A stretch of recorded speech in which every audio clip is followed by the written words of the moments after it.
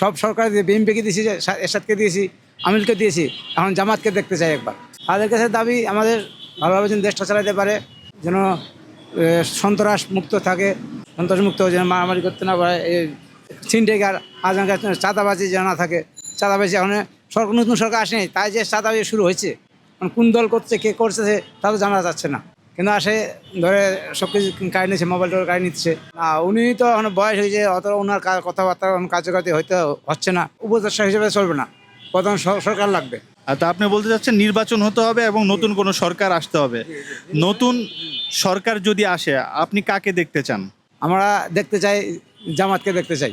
সব সরকার দিয়ে বিএনপিকে দিয়েছি, এরশাদকে দিয়েছি, আমিরকে দিয়েছি, এখন জামাতকে দেখতে চাই একবার।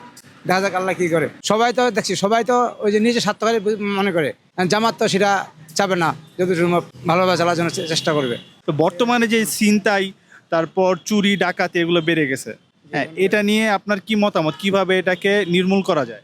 এটা নিয়ে মনে হয় যে সেনাবাহিনী নামাইতে হবে, সেনাবাহিনী দেখতে হবে যেন ভালোভাবে চালাতে পারে। রাস্তায় টুয়েল পুলিশ থাকতে হবে।